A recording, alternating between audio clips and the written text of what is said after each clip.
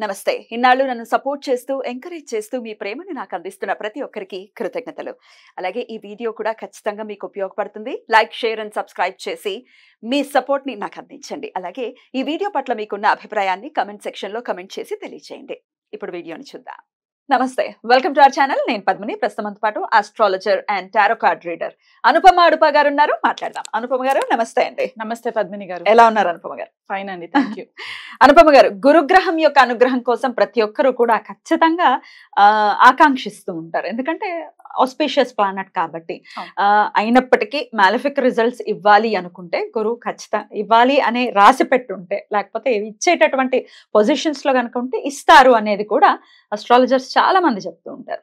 మరి గురువు అనుగ్రహం కావాలండి, ఆయన మాలిఫిక్ రిజల్ట్స్ వద్దు అని ఒకవేళ అనుకుంటే గనక ఎట్లాంటి రెమెడీస్ చేసుకుంటే ఆయన అనుగ్రహం అనేది ఖచ్చితంగా వస్తుంది? మరి ఆల్రెడీ రాంగ్ ప్లేసెస్ లో ఉంటే స్మార్ట్ రెమెడీస్ అనేవి పనిచేస్తాయా?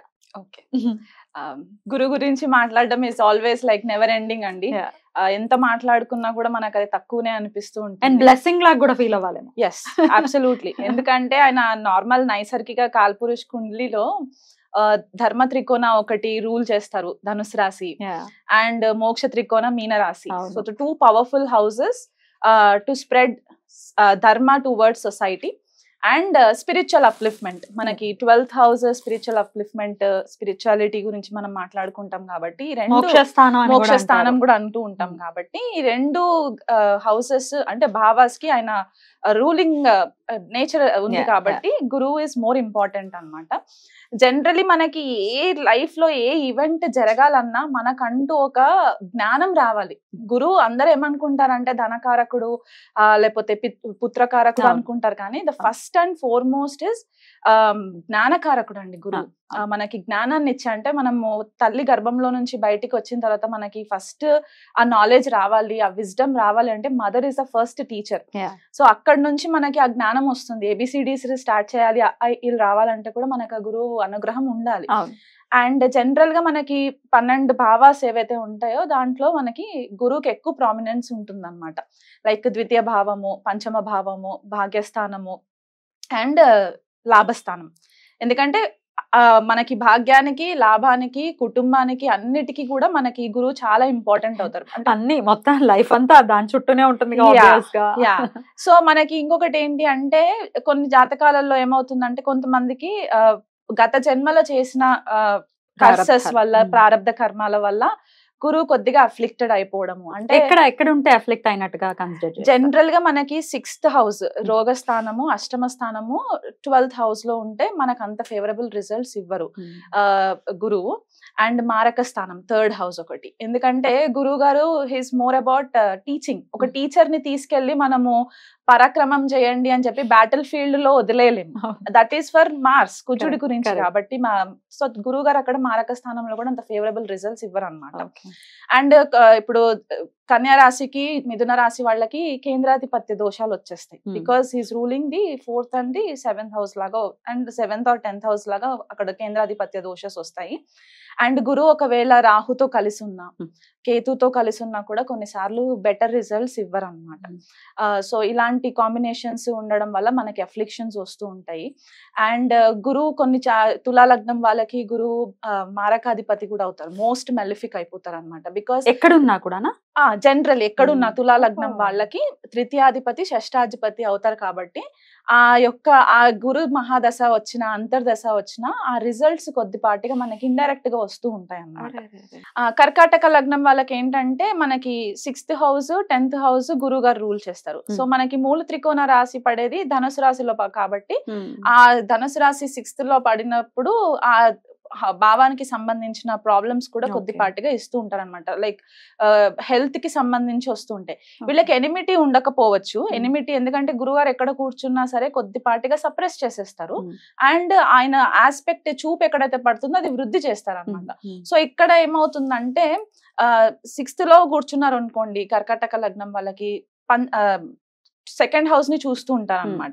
సో సెకండ్ హౌస్ ని చూసినప్పుడు ఏంటంటే భోజన ప్రియులు ఎక్కువ అయిపోతూ ఉంటారు. సో దాంతో హెల్త్ కంట్రోల్ ఇలాంటి ప్రాబ్లమ్స్, ఎక్కువ స్వీట్స్ తినడం ఇష్టపడడం ఇట్లాంటివి ఉండొచ్చు.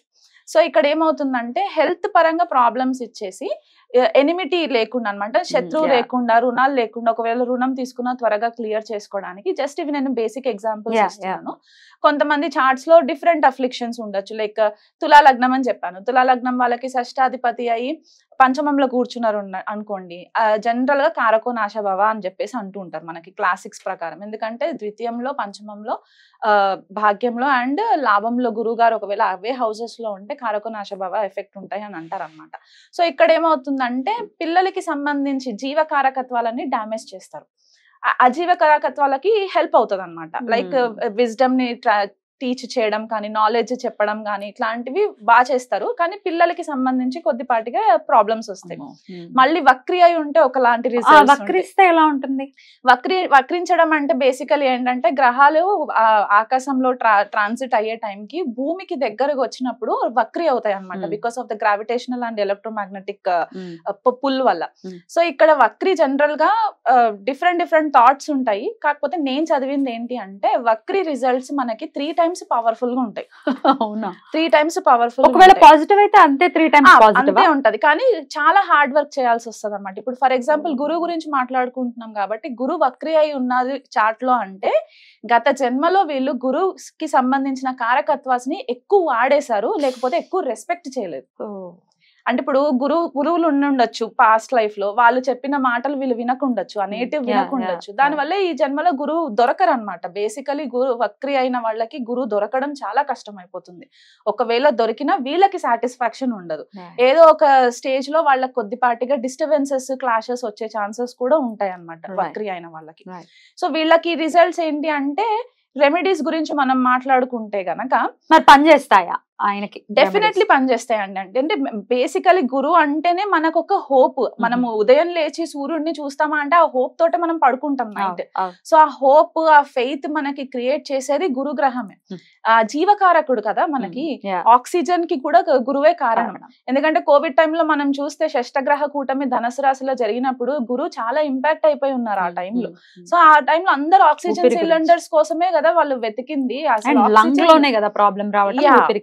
ఊపిరికి సంబంధించి అండ్ మన నోస్ కి సంబంధించి కూడా గురువునే చెప్తూ ఉంటారు. లివర్, ప్యాంక్రియాస్, ఎస్ అది ఆ ఫోర్టే ఉంటుంది ఆయనకి. కానీ మనకి మెయిన్ గా నేజల్ పాసేజ్ ఏదైతే ఉంటుందో అదంతా గురువు కిందకే వస్తుంది. సో ఏ రెమెడీ చేసినా మనము నమ్మకంతో చేయాలి. అది వర్కౌట్ అవుతుందా అనే ఒక డ్యువల్ మైండ్ సెట్ తో ఉండకూడదు. ఎప్పుడైనా సరే డ్యువల్టీ మోడ్ లో ఉండద్దు. ఎందుకంటే యూనివర్స్ ఆకాశతత్వం, గురువు గారు అంటే ఆకాశతత్వం. సో ఆ గురువు మనకి బ్లెస్సింగ్స్ రావాలి అంటే మనం యూనివర్స్ కి ఎప్పుడు కూడా డ్యువల్ మైండ్ సెట్ తోటి మనము ఇన్ఫర్మేషన్ ఇవ్వద్దు. సో ఇప్పుడు ఏం చేయమంటారు?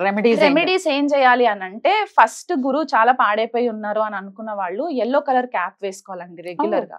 తలపైన ఎల్లో కలర్ క్యాప్ వేసుకోవాలి. ఆడవాళ్ళు అంటే ఇంకా నార్మల్ గా ఎప్పుడన్నా బయటికి వెళ్ళినప్పుడు జస్ట్ వేసుకోవచ్చు కొద్దిపాటిగా. లేదు అని అనుకుంటే, వేసుకోలేము అని అనుకుంటే ఇంకా ఆల్టర్నేటివ్ మెథడ్ అంటే మనకి కుంకుమ పువ్వు, స్కార్ఫ్ లాగా ఎల్లో కలర్ కట్టుకోవచ్చు. స్కార్ఫ్ ఎల్లో కట్టుకోవచ్చు. ఏంటంటే మనకి ఆ హెడ్ డైరెక్ట్ మనకి ఆకాశానికి అంటే ఆ స్పేస్ కి కవర్ చేయడానికి అన్నమాట మనం వాడేది. అండ్ కుంకుమ పువ్వు, పసుపు కలిపి పాలల్లో నుదుటిన బొట్టు పెట్టుకోవాలి. ఎందుకంటే మనకి ఇక్కడ అగ్ని చక్రం ఉంటుంది కాబట్టి అది యాక్టివేట్ చేయడానికి అన్నమాట. అది పెట్టుకోవచ్చు, డైలీ పెట్టుకోవాలి. అండ్ గురు స్తోత్రాలు చదువుకోవాలి. దక్షిణామూర్తికి పూజ చేసుకోవచ్చు రెగ్యులర్ గా. చాలా మట్టుకు చెట్లు నాటాలండి.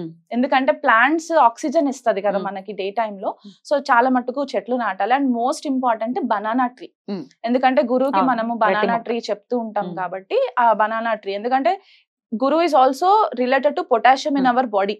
సో మనకి పొటాషియం లెవెల్స్ ఎక్కువ ఉంటేనే మన హెల్త్ మనకి బాగుంటుంది. మన మసిల్ క్రాంప్స్ రాకుండా ఉండడానికి, యాక్టివ్ గా పర్ఫార్మ్ చేయడానికి మనకు ఉంటుంది.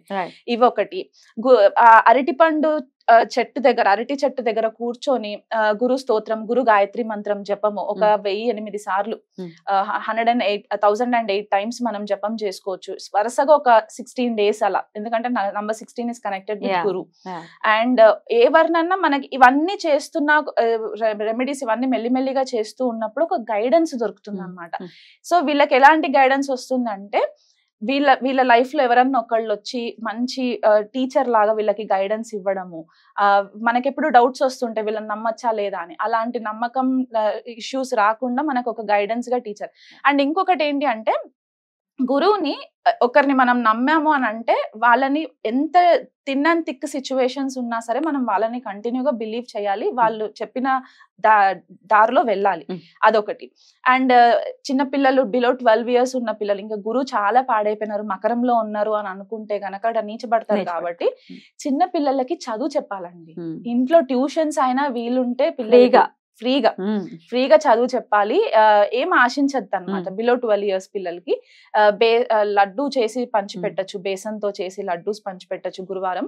అండ్ ఇంకొక బెస్ట్ రెమెడీ ఏంటి అంటే 108 పసుపు కొమ్మలు పసుపు తాడుకి చుట్టేసి ఒక గురువారం రోజు మనము గురుగ్రహానికి మాలలాగా వేయచ్చు, లేదా మేధా దక్షిణామూర్తికి కూడా మనం సమర్పణ చేసుకొని మనం రెగ్యులర్ గా దండం పెట్టుకొని వచ్చినా కూడా మనకి వర్కౌట్ అవుతుంది. తప్పకుండా ఇలా వర్కౌట్ అవ్వాలి, గురువు యొక్క అనుగ్రహమే పరిపూర్ణంగా ప్రతి ఒక్కరు పొందాలని మనస్ఫూర్తిగా కోరుకుంటూ, చక్కగా అంటే సబ్జెక్ట్ ప్రకారం కూడా చెప్పారు, ఏంటి ఎక్కడెక్కడ ఉంటే ఎలాంటి రిజల్ట్స్ ఇస్తారు అనేది టూకీగా చెప్పారు.